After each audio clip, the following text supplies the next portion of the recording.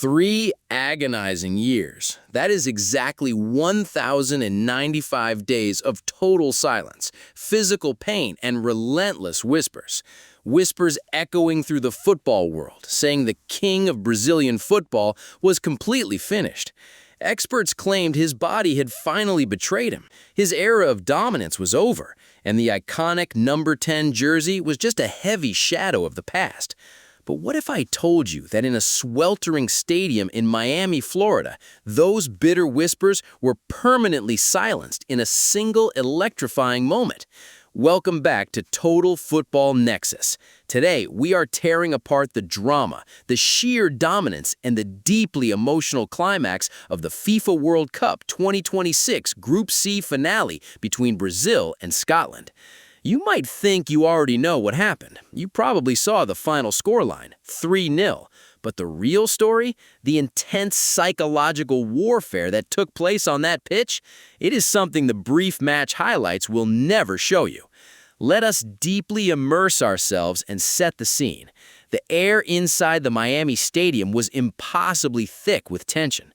Brazil, the eternal giants of the beautiful game, marched into this final group stage match knowing they needed to send a terrifying message to the rest of the tournament.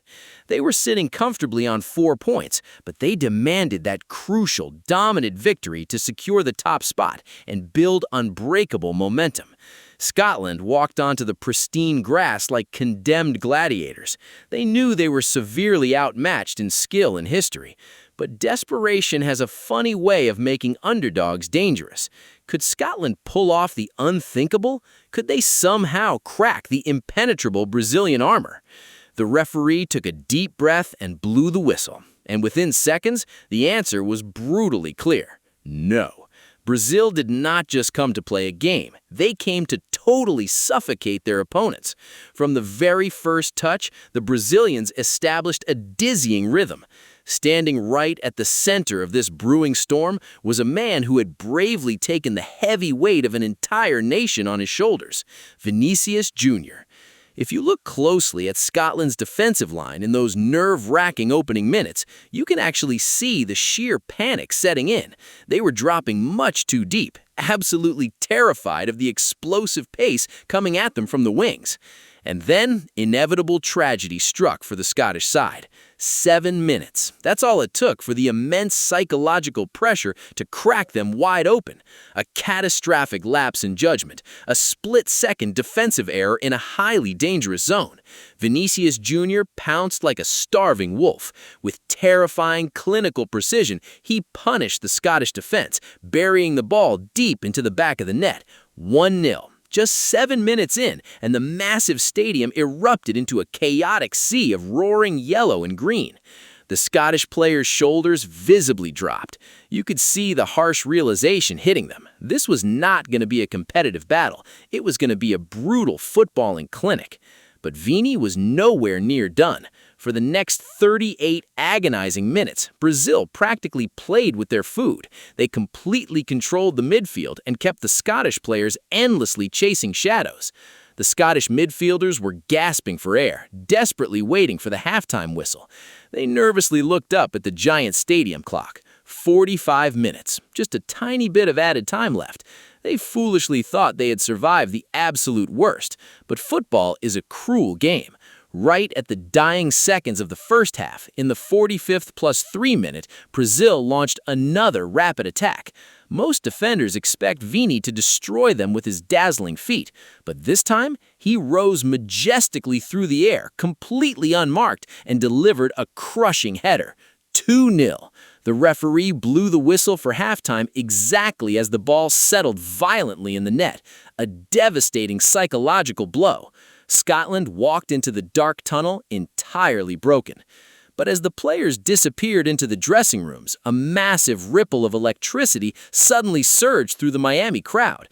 Because while Vini Jr. was busy dismantling Scotland, someone else was sitting quietly on the bench. A man who had not competitively kicked a ball in international football for nearly 3 devastating years. The television cameras caught a brief glimpse of him lacing up his boots. The internet immediately exploded into absolute chaos. Was the long, painful exile finally coming to an end? We'll get to that unbelievable, historic moment. But first, what exactly happened in the second half that completely shut the door on Scotland's fading World Cup dreams? Keep watching, because the tactical masterpiece was only just beginning.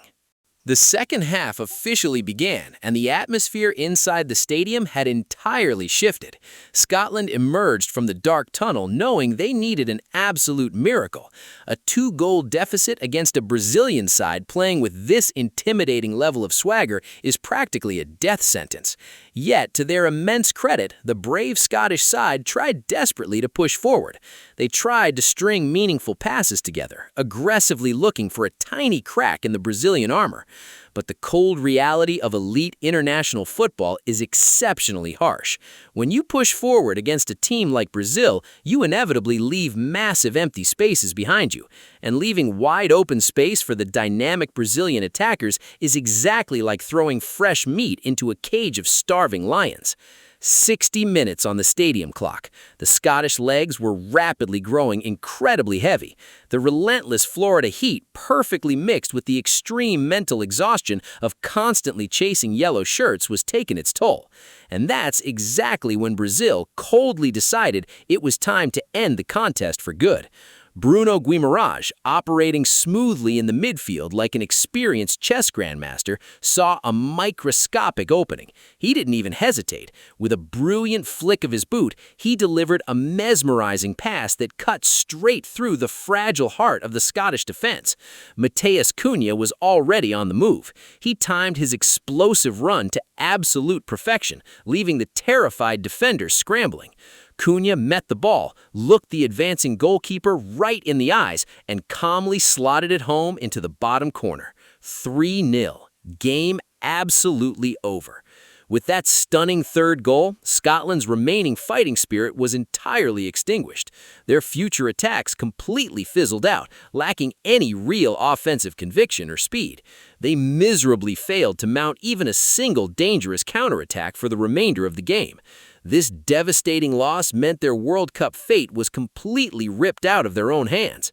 Their tournament survival was now hanging by a very thin thread, entirely dependent on the unpredictable results of other teams. For the unstoppable Brazilians, however, the primary mission was gloriously accomplished. 7 massive points securely on the board. Undisputed Group C champions, a safely guaranteed spot in the upcoming round 32. But let's be completely and brutally honest. For the tens of thousands of screaming fans packed in the stadium and the millions watching on screens around the globe, the actual match result was no longer the main event. Right at the 75th minute mark, the football match slowly faded into the background. The real, unforgettable spectacle was finally happening down at the touchline. The glowing substitution board slowly went up, and there he finally stood. Neymar. Just let that heavy reality sink in for a moment. 3 agonizing long years of brutal physical rehabilitation. 3 dark years of silently enduring harsh critics who loudly claimed he was washed up, far too fragile, and permanently finished. He had painfully watched from the lonely sidelines as the football world aggressively moved on without him. But as he confidently stepped onto the green grass of the Miami Stadium in the 75th minute, wearing that iconic yellow jersey once again, the noise from the crowd was absolutely deafening. The fans didn't care that he was coming on when the game was already easily won. They didn't care that he didn't manage to score a spectacular goal today, because his long-awaited return was never really about the basic statistics. It was a massive, undeniable statement. It was the glorious resurrection of a true footballing icon. Every single time he touched the ball, a massive shockwave of pure anticipation ran rapidly through the vibrating stands. His mere presence instantly injected a completely different type of magical energy into the squad. He was moving freely, cleverly testing the defensive waters, and finally feeling the beautiful rhythm of international football pulsing strongly through his veins once more. He absolutely did not need to score. His ultimate victory was simply being out there, proving to the world that the legendary king was not ready to abdicate his throne just yet. This deeply emotional comeback was the undisputed highlight of the night, perfectly rounding off a flawless Brazilian performance. Brazil looks utterly, terrifyingly unstoppable right now. They have their brilliant new stars firing on all cylinders, and they finally have their legendary talisman back on the pitch. But while everyone is loudly celebrating Neymar's magical return, very few people actually know the truly dark secret about what actually happened during those 3 missing years. What deeply disturbing events really went on behind closed doors during his brutal recovery? We have extensively uncovered the shocking hidden details in our latest investigative video, The Dark Truth Behind Neymar's 3-year exile. To know more about this, click the link in the description and watch the video right now.